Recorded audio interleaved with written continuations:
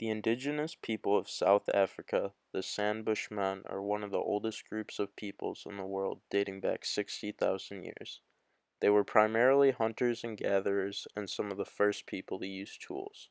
Along with hunting and gathering, leisure was also very important to the San Bushmen people. They engaged in music and dance as well as arts and crafts. Most of their art was done drawing and painting on rocks. Some of these paintings depicted sacred dances and the intricate steps to them.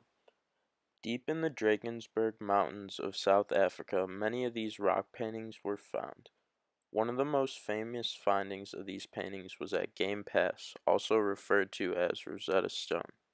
The San people believe they gained power from the animals through these dances. This is depicted through the powerful lines from animal to dancer. The animals in the pictures were rain animals that are spirits that are encountered by dancers on spiritual journeys.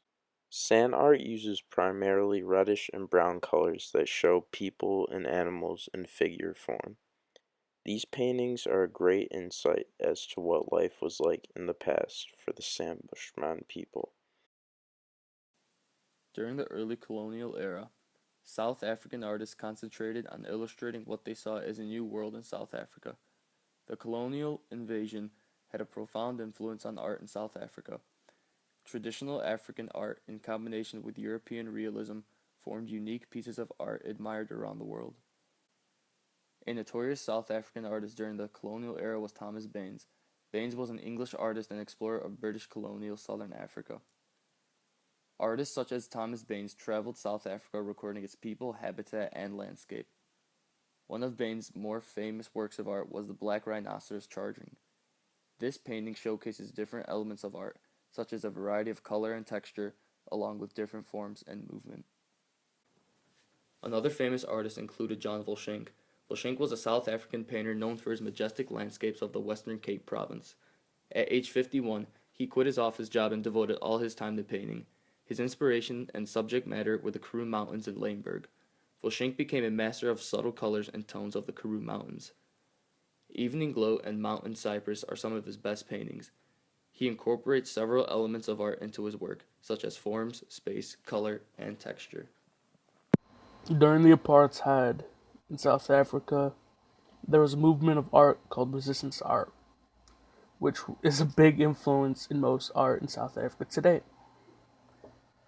The artists back then were neglected and still felt like they needed to express themselves and how they felt against the government. They all shared a goal to get justice for them and their people. And according to an artist on newafricanmagazine.com named Bester, he stated, "I was so angry. So I used my work as a tool to fight against the apartheid." And that just shows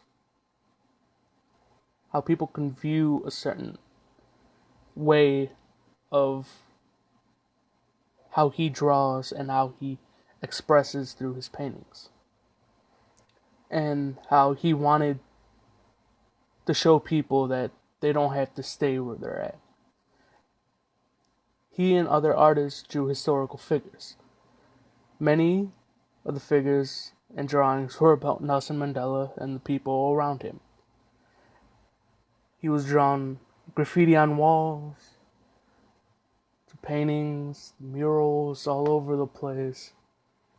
But that art changed art in South Africa from then till now.